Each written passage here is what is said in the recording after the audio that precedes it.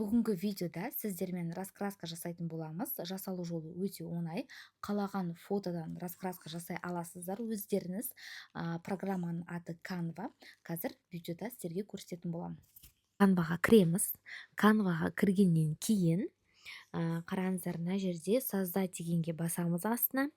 Басқан кезде настроить размер деп тұрады. Размерге басамыз.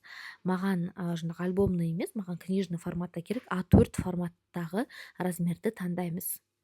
Енді қараңыздар, мына жердің астына түсіре саламыз просто. Енді бізге элементтің ішіне кіреміз. Мына жерге элементті мына жерге неше түрлі жасау. Мишка, зайчик. Мысалы, мен мына жерде жаңағы мишка дейді, жаңағы таңдаған. Енді қараймыз. Мишканы, мысалы, жаңағы наны да осыны таңдадық. Міне, осыны бізге жаңағы копия қылып аламыз да, размерін кішірейтеміз. Оны мен мына жаққа қоям.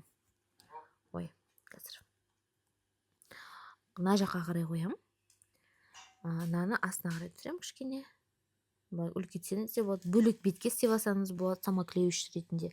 Мен қасына қойдым. Енді қараңыздар, наны қазір раскраскаға айналдырамыз. Оны қалай айналдырамыз? Өте оңай.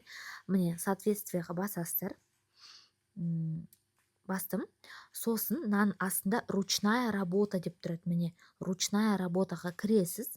Сол кезде штриховая графика дегенді басасыз. Міне, штриховая графика. Соны басамыз. Тек қана мына жердегі емес, мысалы, өзіңіз жүргізген, басқа жерден тауып алған фотолардан жасасаңыз болады. Тек қана элементіға кіріп емес. Міне, біздің жаңағы неміз, аюымыз осылай готовый уже раскраска. Новый лист ашу үшін, мысалы, новый лист ашу үшін осылай басасыз. А4 форматында. А4 форматында. Енді қазір бізге екінші листқа, мысалы, толтыра берсеңіз болады листтарды. Мысалы, 10 парақ па, 10 парақ қылып жасай берсеңіз болады.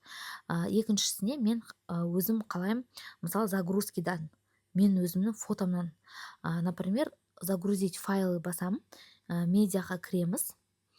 Медиаға кірген кез, міне, медиаға басамыз и медиаға кіреміз. Мысалы, пони, міне, на пониді мен Pinterest'тан жүктеп алдым, да? Мен бағанан жүктеген болдым, қазір қайттан жүктеліп кетті. Міне, на пониді жаңағыдай бояу қоямыз, чтоб цветі қандай бояуға екені көрініп тұрсын.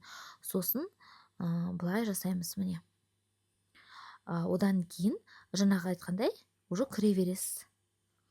Қазір көрейік. Қайда соответствие, міне, осыған кіреміз, ручная работа, потом штриховая графикаға басамыз.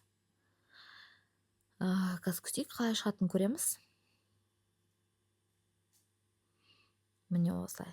Болды, дайын, көрдіңіздер ме? Өте оңай, осылай әртүрлі өзіңіз там овощидан ба, жаңағы фруктыдан жасап қойсаңыз болады, мынандай детский самолет, машинкалар жайында жасап қойсаңыз болады, мысалы, өзіңіз қолдан